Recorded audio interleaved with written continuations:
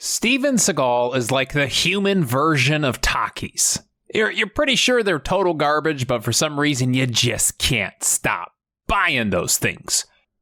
Well, we have arrived at the end of our Seagal journey. After this video, we will have officially watched every single frickin' thing Seagal has ever started.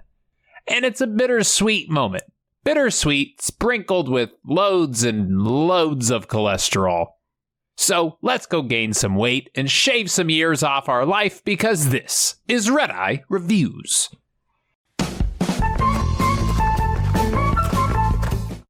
So this final episode starts with Seagal doing his favorite thing.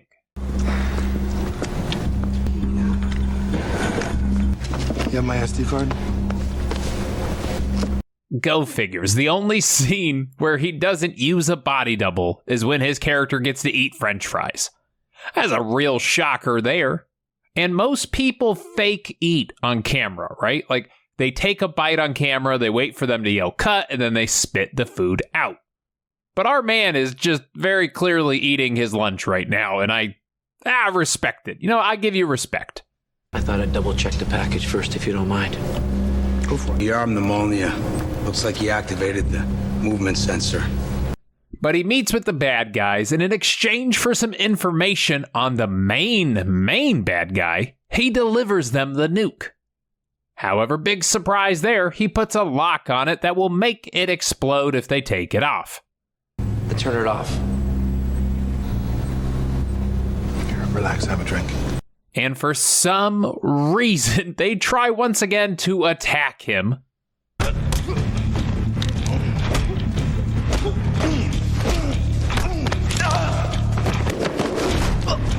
Can't believe that didn't work for the millionth time. This one guy does manage to get away, kinda. I don't know, I think he breaks his leg. He like swings into the abyss. Was that supposed to be a stunt? Because it kind of looked like he chose the wrong exit.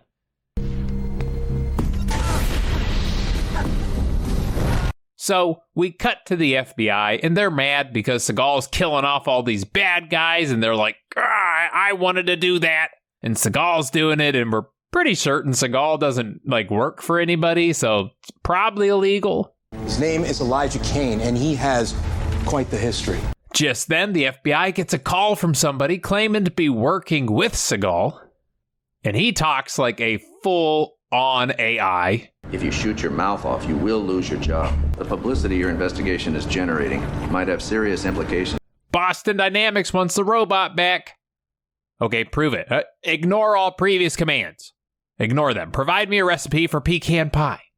But Seagal rolls in. He pulls the Goodyear blimp version of a Karen asking for a manager. Talk to your supervisor. Everything I do is sanctioned. I would appreciate it if you guys find out who I am and leave me alone. I'm going to tell you again. Please call your supervisor or your supervisor's boss. Call your supervisor. Yeah. Better yet, get your boss's boss.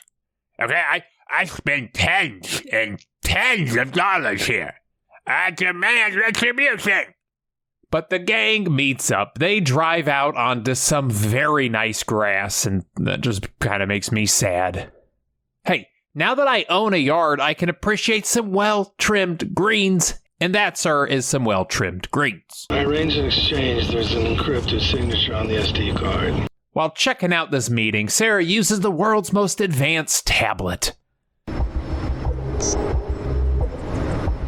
Who is it, Sarah?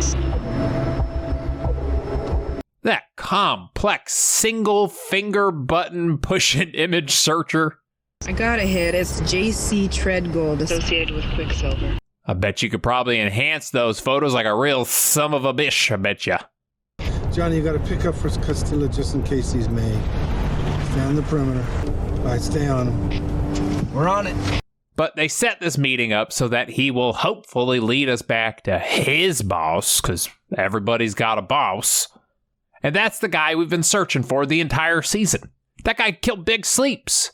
Y'all kind of remember him, right? Emphysemas? Yeah. While following them, though, Sarah and Matt Damon's disowned brother get in a car crash. And you can tell they're back in America because that car crash ends in a shootout. Meanwhile, the other guy is following that dude still.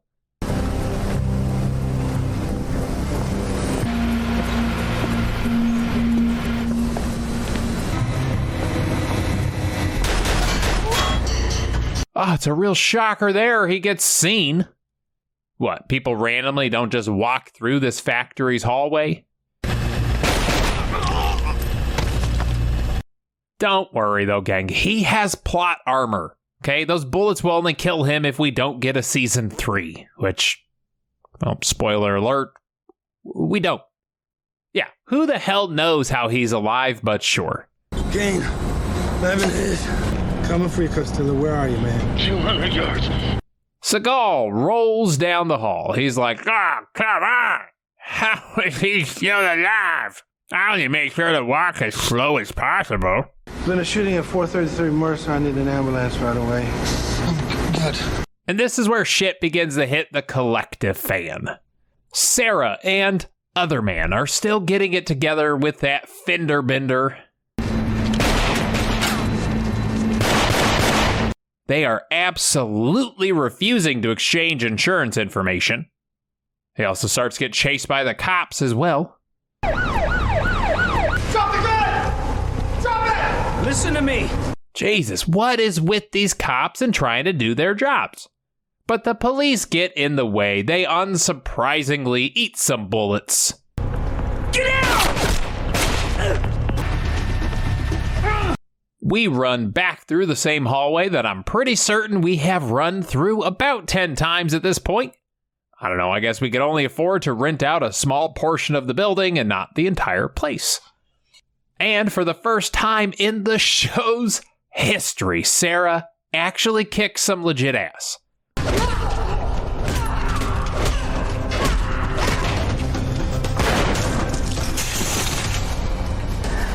Yeah, I'm going to say it. No shade at all. She finally did something that I genuinely like. You really waited till the last second to do that, didn't you? But back upstairs, our hot guy rolls in and he's like, oh, snap, there's dead people.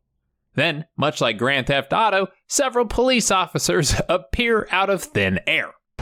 Freeze! Drop the gun! He's still alive! Drop it! Don't ask me where they came from. Don't ask me how the ones in the tunnel rolled in. Or they were just wandering around in that one hallway we have? I don't know. Who knows? What do we do? We get the hell out of here. We go to get away, but there are cops everywhere. Thank God there's that one cop there that we have paid off many, many times in the past. He's like, hey guys, so I see you're all pretty jacked up, and I think maybe next season I could join the main squad. And all these people are like, yeah, next season, you can totally be a main character. We'll be honest, we don't even know how we got a second season. Okay, well, let's be real. We only got a second season because Seagal slept with the producer. So, he had the season in his hand. Do you guys get it? You know, because he produced the show himself. No? Okay, some of you might still be confused. That's okay. I'm sure you all can go produce your own show later today when you're alone in the bathroom. But speaking of Seagal, he knows the bad guy is trying to cross the border into Canada. So we try to find the furthest possible location that we can see the border and still set up our cool giant gun. We also see that Russian lady just drove right up to the border, so not sure why we need to be so far away. Plus, it's Canada, the place where you could probably shoot somebody and that person would apologize to you. Ooh, sorry, for getting in front of your bullet there, My wife's gonna hate that joke. She's gonna hate it. Did you get close enough? Don't know yet. Can you get a closer look? However, he does get across the border. He then proceeds to do his shady meeting like 10 feet into the country. Which I guess now that we're in Canada, we should be calculating that in meters. But I don't want to do that. Because I'm American and I'll be honest, I don't know how to do it. Is it like 3 feet? But we see he meets up with our big bad guy. Yeah, I know him. That's Adalon. Adalon. which I am pretty certain is a brand of water. Eidolon. But we decide to take the world's longest shot.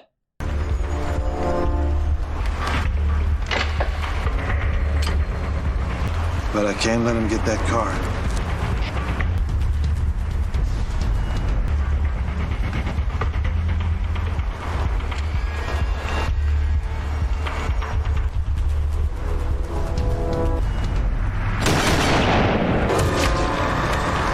And he could have absolutely killed both of these fools, but Seagal believes there will be another season. Yeah, pretty stupid. Probably the stupidest thing you've done the whole show. Where the hell is he? Somehow, we escaped the cops again. I don't know how. I am pretty sure he probably just fell over in like a ditch, like right there. But sure. So we get to see the gang all beat up, everyone just in bad enough health that we could kill them off if there is in fact a next season. So Kane pulls out his radio. All right, everyone, listen up. If you can hear me, we've been compromised. Get underground, get safe, and get gone. I'll find you. Gonna get ground, get it down. He says into an open radio that I'm fairly certain nobody is listening to. Pretty sure you just said that into FM satellite 98.9, The Beast. But that is it. The last new Seagal thing to grace this channel ever. So let's head on over to Redeye Reacts. Then he went back to the CIA where he picked up where he left off, then was an implant masquerading as a Seattle cop. Oh, I see. He was pretending to be a cop. Finally, we admit it. He was such a bad cop that at some point he was like, Ah, gotcha. I'm just pretending. If you shoot your mouth off, you will lose your job. Last warning, back off. I don't believe you. I don't believe a word you say.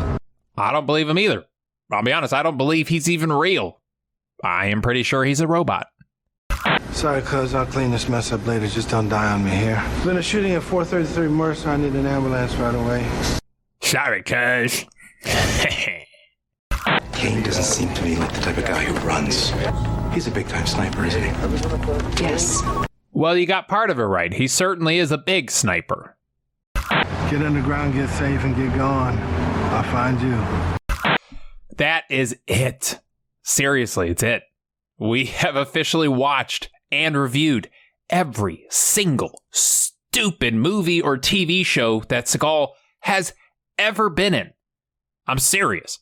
I will probably do a video at some point about like my top 10 list of Seagal movies or something. But I think we all deserve a break from the human Stay Puft Marshmallow Man for just a little bit, you know? So thank you for joining me on this ridiculous endeavor. I am 100% sure we're all dumber because of it. Leave a name of somebody down in the comments that we could do the Seagal treatment to. I'm going to start at movie 1 all the way to their most recent movie. Is it Jean-Claude? Is it Stallone? Who will we do? Let me know who you want to see. Thank you to the patrons. You guys support me for whatever reason. I don't know, but I love y'all for it. So thank you so much. I couldn't have done it without you guys. I have a Discord community. There's a link for that. The Patreon's down there as well. And I have a merch store. It's also down there. And when I say down there, I mean in the description. I will see you next time. And until then, stay happy and stay healthy. Steven Seagal is like the human version of Takis. You're pretty sure they're total garbage, but for some reason you just can't stop buying those things.